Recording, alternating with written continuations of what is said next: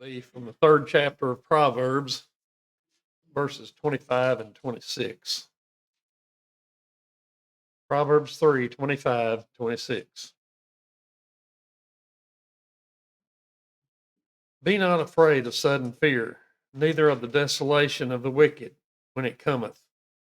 For the Lord shall be thy confidence, and shall keep thy foot from being taken.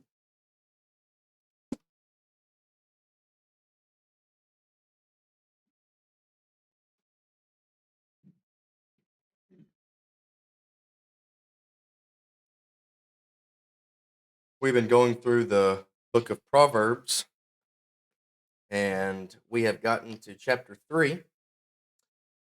And if you have your notes with you concerning Proverbs, I want you to turn with me to chapter 1 very briefly. Proverbs, the book of good actions, written and compiled by inspired men, mostly Solomon, but there are a few honorable mentions that are throughout the book itself. And in chapter 1, you have the introduction to wisdom. You've got Solomon writing to his son, saying, this is the origin of knowledge. You need to heed prudence, and you need to listen to the call of wisdom.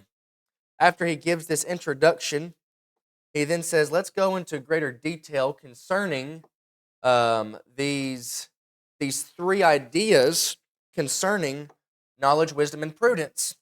And in chapter 2, we looked at the benefits of wisdom. It will sanctify, it will secure, it'll satisfy, and it'll save you. And then he would kind of expound on this same idea in chapter 3, referring to the rewards of wisdom. There are benefits that come with it that it'll do to you, but if you apply this wisdom to yourself and to your life, everyday life, spiritual and physical, there are some rewards that'll come from it. And we noted last week, breaking this chapter down in great detail, we noticed point 1, verses 1 to 12, rewards and being considerate. And this idea of considerate is specific to the law of God. You need to consider God's law, obey the Lord's law in your heart, preserve kindness and truth of the Lord in your heart, trust in the Lord's sovereign guidance with your heart, fear the Lord in your heart. You see this emphasis of keep the law of the Lord in your heart. And then in verses 13 to 24, last Sunday evening, we considered rewards and being wise and understanding, kind of pointing back to chapter 1 after he gives that introduction to what wisdom and knowledge is. He says you need to be prudent, and if you are prudent, you will receive rewards in being wise and understanding. There's value in wisdom, he would say. Value of wisdom is preferred over all things, even jewels and precious stones. The value of wisdom has a dynamic change agent in creation, the proverb writer would say in verses 19 to 20.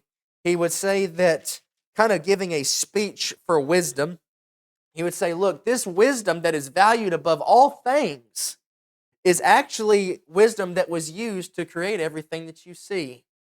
The same wisdom that God used to utter, let there be light, let there be an herb yielding seed, let us make man in our image and in our likeness, and breathing the breath of life into the dust of the earth. That same wisdom God gave to us in book form.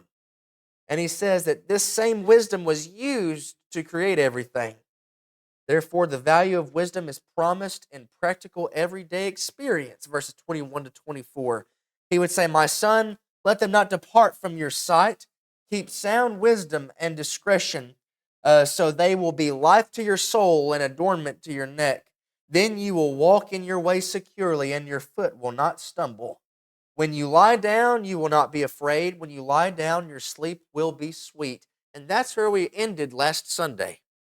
We considered the value of wisdom is promised in an everyday practical experience. And when it is applied in everyday practical experience, that individual has peace throughout their life. Even during a time of storms and wars, as the psalmist would say in Psalm 3, there are 10,000s of enemies round about, but I will lay my head in peace, and I will wake up securely because you are watching over me, the psalmist would say. Well, notice in point number 3 of this chapter, verses 25 to 32, this is where we're going to be focusing the majority of our time this morning, looking at the rewards in being cautious. The rewards in being cautious. Now, I find this uh, quite humorous because it is a father talking to his son. You need to be cautious. You need to be careful. And I recall my own father, while I was under his roof, he would warn me multiple times, son, you need to be careful what you're doing. You're going to end up hurting yourself if you're not careful. In fact, I remember even my grandfather telling me, you need to keep your head on a swivel. Always be looking, be cautious, watch out. And if you're not cautious and if you're not careful with what you're doing, then you're going to be in some major trouble. Now, notice what he says in verses 25 to 26. He says, don't panic in the face of calamity or unjust attacks. Notice what he says. Do not be afraid of sudden fear, nor of the onslaught of the wicked when it comes, for the Lord will be your confidence and will keep your foot from being caught. Now, I want us to remember what we just read in verses 21 to 24. He tells his son, let them not vanish from your sight. Keep sound wisdom and discretion. He warns him and urges him, keep wisdom. Why do I need to keep wisdom, Dad? Well, let's look. So they will be life to your soul and adornment to your neck. You will walk in the way securely, and your foot will not stumble. When you lie down, you will not be afraid. There's this teaching of if you keep wisdom, you've got nothing to be afraid of. However, you need to be cautious. And that's where he talks about in verse 25, do not be afraid. You don't have to be afraid because you got wisdom. Do not be afraid of sudden fear, nor of the onslaught of the wicked. In this passage, we see in verse 25, he says, do not be afraid. In verse 26, rather than being afraid, you need to have confidence. Well, why do I need to have confidence? Because the Lord is your confidence and will keep your foot from being caught. That is how mankind can have peace, is because their confidence is God and not their own selves. Here's some passages to consider of the sudden dread that he mentions in verse 25. Literally storm or trouble, ruin, or a desert or wilderness. Don't be afraid when you see just a desert plain and there's nothing for you. Don't be afraid when you look on the horizon and you see dark clouds and lightning and thunder booming. 1 Peter chapter 3 and verse 14 says, but even if you should suffer for the sake of righteousness, you are blessed. And do not fear their intimidation, and do not be in dread, the Apostle Peter would say. And then the psalmist would say in Psalm 91 and verse 5, you will not be afraid of the terror of night, or of the arrow that flies by. One passage that I think we need to consider above many is an individual that could probably has almost every right to look at life and say, I can't believe this is happening to me. But yet he did not sin. Look at Job. Job chapter 5 and verse 21. In the book of Job, Job chapter 5 and verse 21, it says, you will be hidden from the scourge of the tongue, and you will not be afraid of violence when it comes. An individual hearing this, don't be afraid. When you suffer, there's nothing to be worried about. You will be sheltered from danger. How can somebody take that with confidence? Verse 26. Well, the answer is really the very first line of verse 26. For the Lord. There are a lot of deaths that take place throughout a year. There are a lot of funerals, and unfortunately, we have experienced a few. But for those who have hope, guess what? They can have confidence that no matter what happens in this life, no matter what fears or storms come our way, I can have confidence and hope because the Lord will be my confidence. Notice, for the Lord will be my confidence. Literally, at your side in the Hebrew. A father is telling his son, if you just keep wisdom next to you, you don't have anything to worry about because that wisdom is God. If God is next to you, you don't have anything to worry about. And it says, and will keep your foot from being caught, to watch over or guard. 1 Samuel chapter 2 and verse 9 says, he watches over the feet of his godly ones, but the wicked ones are silenced in darkness, for not by might shall a person prevail. These are words uttered by a mother who had been in turmoil for many years, and God had been watching over her. And when she realized that God is watching over her and providing for her, in 1 Samuel chapter 2, there is a prayer of praise given by Hannah, and she says, God looks out for his own. We don't have to worry. Now, if you are of those of darkness and you think that you can prevail on your own power and strength, then you've got another thing coming, Hannah says.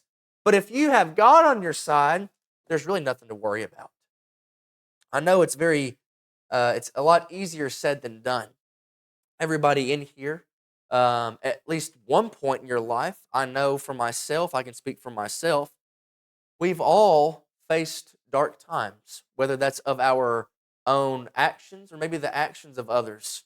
Maybe it's just because of life. We face things that are very uncomfortable, things that we don't want to experience or maybe don't even want to bring up or remember.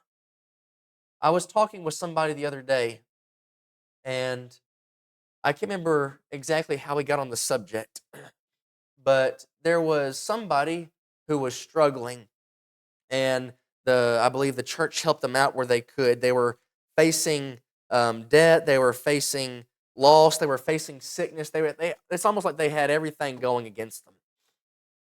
And after they were taken care of by the church, I thought, and I'm talking with a brother or sister in Christ, I thought, I don't know how on earth somebody could live in such a state and not have God. Think about it. You are going through financial strain. You're going through illness. You're facing death. It seems like you just can't get a break. But you know what Christians have? Christians have hope. Christians are able to look at everything that they're facing and say, you know what? In the end, I'm going to be taken care of. Imagine being in darkness, not being able to see, and there's nobody to take your hand next to you and guide you. That is what the proverb writer Solomon is saying. If you have wisdom, you've got that hand to hold through dark times. But if you allow wisdom to run away from you and you lose it and it slips through your fingers, you're not going to have confidence. You need to keep God in your life. Notice verses 27 to 28. He would say in verses 25 and 26, don't panic in the face of calamity and unjust attacks, but also don't procrastinate in doing good to others according to their ability, or according to your ability to help them, rather. Verses 27 to 28. Notice what it says. Do not withhold good from those to whom it is due, when it is in your power to do it. Do not say to your neighbor, go and come back, and tomorrow I will give it when you have it with you. Verse 27, Solomon tells his son, give back to the owner. If it is within your ability to help somebody out, perhaps they're going through a dark time and they don't have the confidence, maybe you can help them out and show them where they can find this confidence. Give back to the owner. Galatians chapter 6 and verse 10.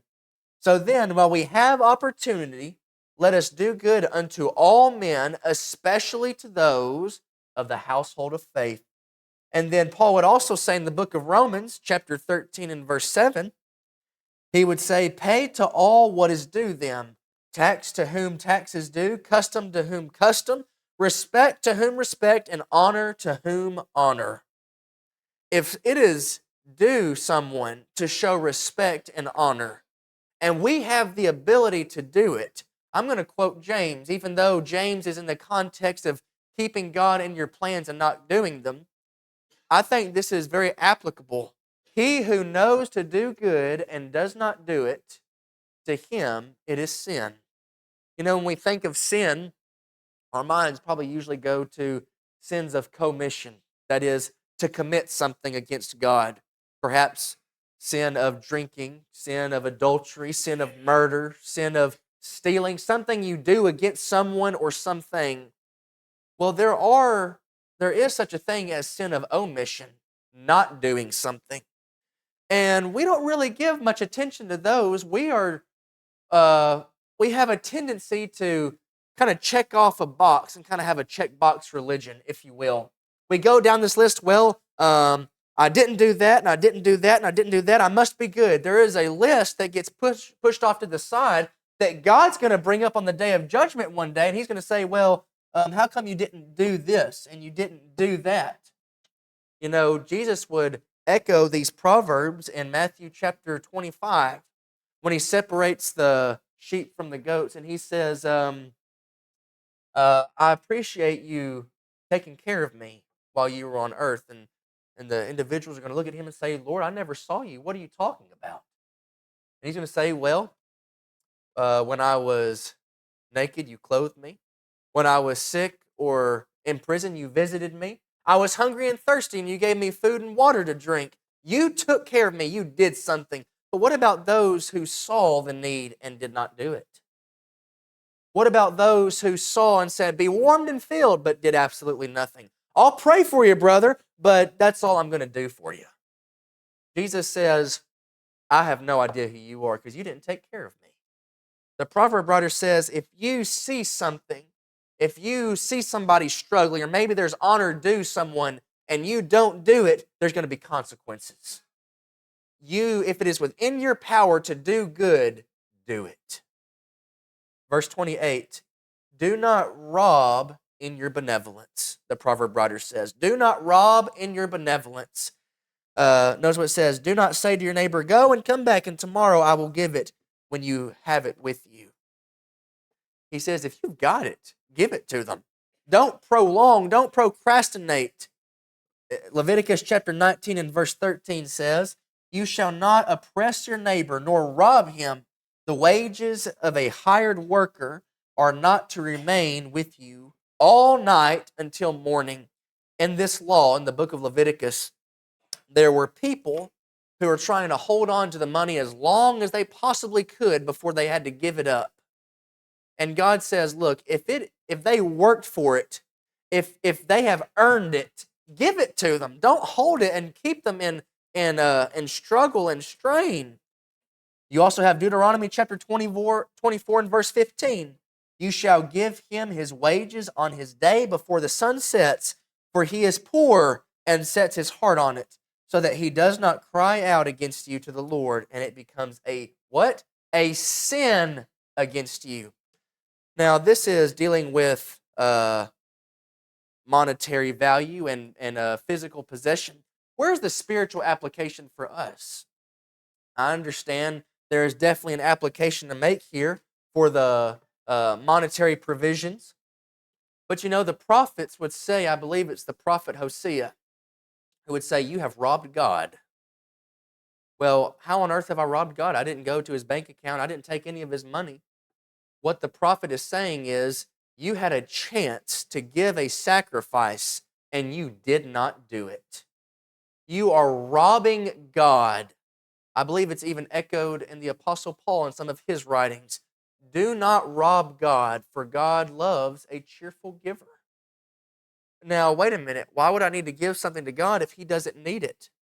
Well, really, by robbing God of a sacrifice, of course, we don't offer up animal sacrifices today. Our sacrifice is a living sacrifice. It's our life, it's our talent, it's our efforts, it's things that we can give to the cause of Christ. If I do not give back to God, which is due him, by the way, not only am I robbing him of things of honor and glory, I am robbing myself of blessings from God. If you look in 2 Corinthians chapters 8 and 9, if you were to summarize those two chapters, you would see Paul says in chapter 8, you need to try and outgive God. Chapter 9, because God gives in abundance. Of course, we can never outgive God, but that's the point. Keep giving. Give out of your abundance. God has given us so much, but if we don't give back, what kind of blessings are we going to receive from God? Well, notice verses 29 to 30, moving on. Don't pervert your neighbor's trust. Do not pervert your neighbor's trust. Have you noticed a flow in this text? If you look in chapter 3, at the beginning of this chapter, you have being considerate of God's law. You have rewards in being wise and understanding of God's law. But then the latter half of this chapter is dealing with your neighbor. Have you noticed a theme that is very, very familiar to the Jewish people in this context? What are the two laws that all 614 laws hang on that Jesus says? Love the Lord your God with all your heart, mind, soul, and strength. And the second is like unto it, love your neighbor as yourself. Proverbs chapter 3 is I guess you could say would be almost like the Old Testament Sermon on the Mount for the Jewish people. It is a proverb from King Solomon, a king, saying this is how you live a kingdom life. You love God and you love your neighbor. Now, I understand that under the new dispensation, we have a new law given to us by Jesus the Christ.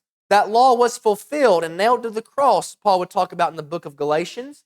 And he says, according to the book of James, that we are going to be judged by the law of liberty, the perfect law of liberty.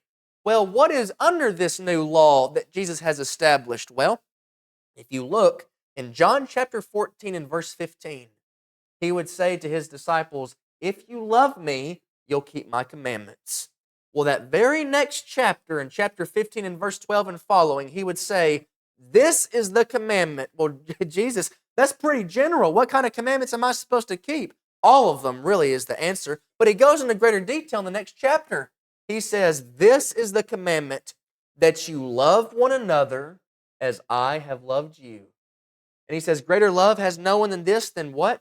One laid down his life for his friends. And what does he call the apostles? He says, and you are my friends. What is that implying about Jesus the Christ? He's implying that he's going to give his life as a sacrifice for his friends. What are we to do with our friend Jesus the Christ? We are to love God and we are to keep his commandments, which is to love our neighbor as ourselves. Notice what he says in verses 29 and 30. Do not devise harm against your neighbor while he lives securely beside you. Do not contend with a man without cause if he has done you no harm. Verse 29, you have planning harm. And verse 30, you have picking fights. You know, I've never been in a fight before. It's probably no surprise to any of you. I am not really I don't like to get into fights. I'm not very physically strong when it comes to fighting. If I went up against somebody like Ethan or John Luke, maybe I could win. Maybe if they gang up on me, I might lose. If I go up against Caleb or Nick, I'm toast. I'm losing that battle. But you know what? I have a tendency to make up in vocabulary than I do strength. You know, all of my brothers, even my youngest brother, was bigger than me. But I knew how to climb trees and how to call names. Well, I would pick fights. I would say, hey, and then maybe call them a name, say, what are you doing? And then maybe prod or pick at them, and then guess what? I have just started a fight. Sometimes I wasn't up the tree fast enough, but you get where I'm going. Solomon, his father, would say, stop picking fights with people. It doesn't get anywhere. Don't contend with somebody without cause. If you're going to have a dispute,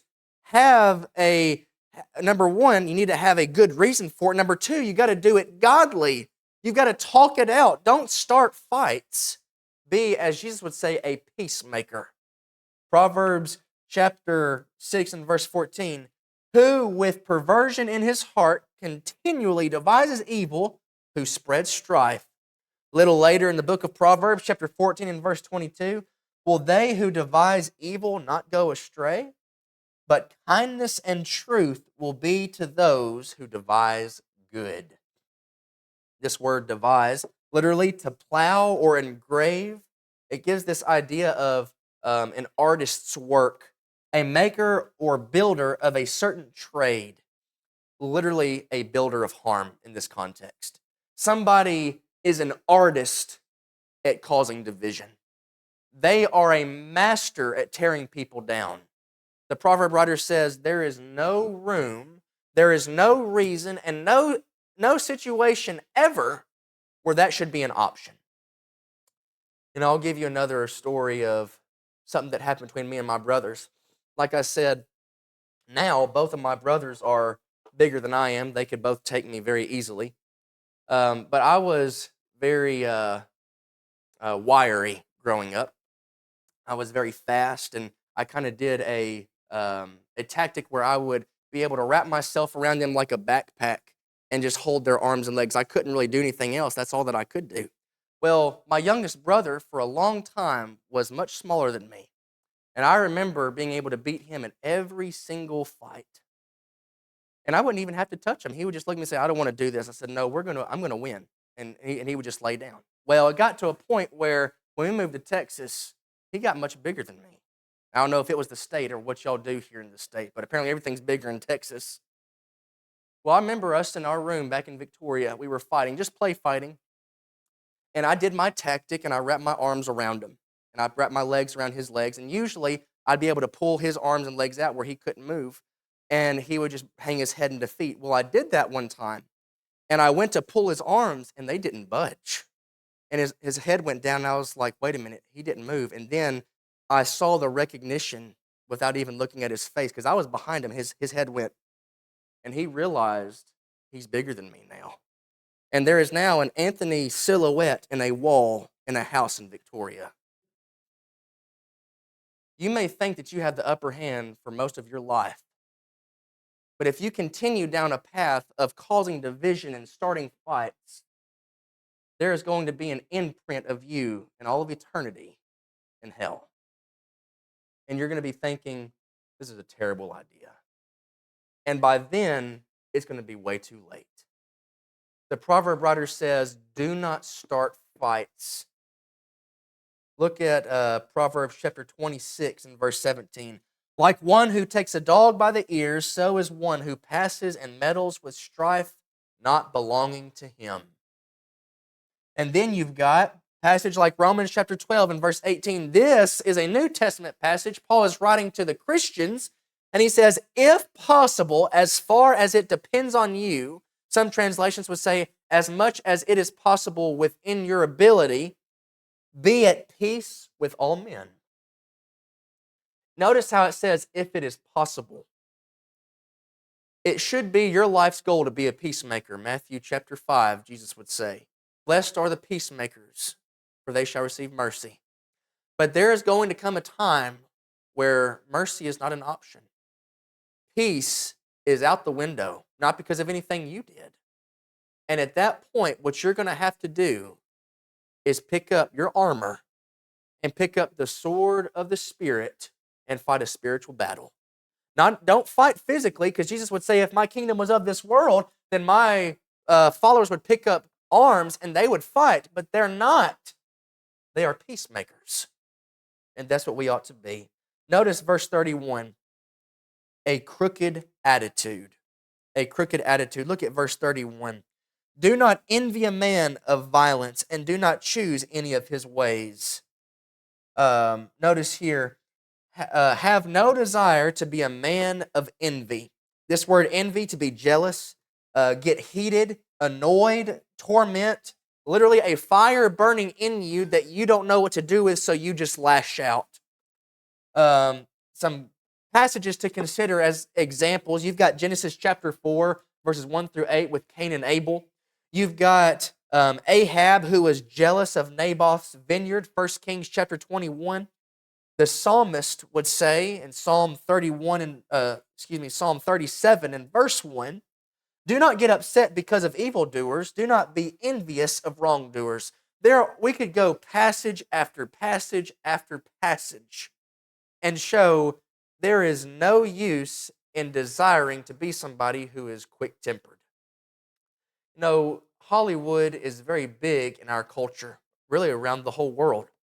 Uh, you've got celebrities, you've got artists, you've got people who are making a name for themselves in the world, and people strive to be like these people. But then, many years later, it comes out that they lived a life of wickedness, they lived a life of abuse, and yet people still say, well, I still want to be like them because look what they have, look what they were able to gain. Well, what are they going to gain on the day of judgment? Because according to Luke chapter 16, both rich and poor died, and nothing went with them. The poor didn't have anything to take with them, but the rich had everything to take with them, but wasn't able to take one coin. And he woke up in torment. If we desire to be like envious people, people of great jealousy, people of anger, then don't be surprised on the day of judgment when the God of love looks at you and says, I have no idea who you are. Well, God, I'm one of yours. No, you're not. Look at you. Look at me. We're nothing alike. What we need to do is be like Paul, who said in 1 Corinthians chapter 11 and verse 1, imitate me as I also imitate Christ. Now look at verse 32. Verse 32, and the lesson will be yours. It says, for the evildoers are an abomination to the Lord, for he is intimate with the upright. This is actually a transition into our next point, but we'll close with this passage here. He gives a contrast again. Notice the contrast. In verse 31, you've got the crooked attitude. In verse 32, you have the straight attitude. Devious are an abomination to the Lord, he says. This word devious, to escape someone's, like a sly fox, something to go wrong. This idea of crookedness, abomination against nature. So essentially, what the proverb writer is saying is one who is like a sly fox, someone who is crooked and cannot be trusted, is against nature. And what does it say? I want you to turn me to, just very quickly, Proverbs chapter 6. Proverbs chapter 6 and verse 6, or rather verse 16. Notice what the proverb writer says. There are 6 things which the Lord hates, yes, 7 which are an abomination to him. Haughty eyes, a lying tongue, and a hands that shed innocent blood, a heart that devises wicked plans, feet that run rapidly to evil, a false witness who utters lies, and one who spreads strife among brethren. If you were to summarize this character, you would have, verse 32, a devious individual. One who lies, one who hates, one who murders, one who causes division. God says that individual is an abomination. I can't even look at them. You got Proverbs chapter 11 and verse 20. The perverse in the heart are all an abomination to the Lord, but the blameless in their walk are his delight. But then you have this contrast. There's the devious individual, but then you have one that he is intimate with, one who is upright, that is straight, stretched, level, smooth, not having any, lacking nothing. Imagine one who constructs a building and they use perfect measurements. There's no crooked, there's nothing broken, there's nothing slanted. It's absolutely the way it needs to be. God looks at that and says, that's what I'm looking for in an individual. Somebody that goes by the measuring stick. Notice the contrast. God hates the crooked, but God is intimate with the one who is upright. And this, in some passages, it says secret counsel. The New American Standard says intimate. This idea of secret doesn't mean that one has to try and find God's intimacy, God's love, to where it's hidden somewhere. God has openly given it out in wisdom, as we noticed. It's in the streets calling out. This idea of secret is it's between relatives. You know, there is a relationship that I have with my wife that I don't have with anybody else. There is a relationship that I have with my siblings that I don't have outside of the Scherffius family. It's intimate, it's secret within the family. Now, there are friendships that I have outside my family, but guess what? My family gets privileges. They get blessings. In fact, one could even say within the spiritual context, in Ephesians chapter 1, every spiritual blessing is what? Found in the heavenly places in Jesus the Christ. And how on earth can I get into Jesus the Christ? Romans chapter 6. I need to be buried in him. I need to reenact his death, burial, and resurrection in a watery grave after I have repented of my sins. Literally reformed. I have to change. I have to go back to. I have to make the great confession before men, before many witnesses.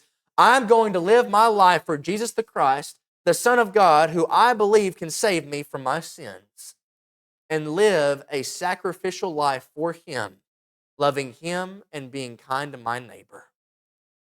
Jesus would say, this is the commandment, that you love one another as I have loved you. And he says, I love you. For God so loved the world that he gave his only begotten Son, that whoever believes in him should not perish but have everlasting life. That word believe there is a trust that leads one to obedience in the Greek. And Jesus would say in John chapter 3, unless you are born of water and the Spirit, you cannot even see the kingdom of God. But Nicodemus says, how can one be born again? Well, you've got to be born of water and the Spirit. You've got to follow the commandments of God. You've got to be obedient. You've got to have trust. You've got to have faith. Well, the proverb writer, even though this was written hundreds, maybe even a couple of thousands of years ago, it still rings true today, this message. Love God and love your neighbor. If there is honor that is due somebody, give it. If there is honor due to your neighbor, give it to your neighbor. If there is honor due to God, give it to God. Keep wisdom close to you. Don't let it go. And if you do, you will have peace. If you let it go, you will be a devious individual, and God will call you an abomination and say, I have no idea who you are. I don't know where you stand in these categories. If you are one that loves or one that hates, maybe you're one that keeps honor that is due, or maybe you're one that gives it. I don't know. Only you know that, and God knows for sure, because Christ can read the hearts of mankind. But if it's the case that you fall into the category that you are stingy with honor, that you are flippant with wisdom, and you don't keep it with you, you need to repent. Because if you don't repent, there's going to be a U-shaped imprint in eternity. Maybe it's the case that you are lacking love in your life. That is godly love, agape love, sacrificial love. You haven't been sacrificially loving Christ, and you want to do that starting today and continue down, keeping the faith, finishing the course until he comes back. Maybe you've already been doing these things, but you've fallen away into darkness, and you've got no hand to hold because you've let go of Christ's. Whatever the case may be, I beg and plead that you come now, as together we stand and as we sing.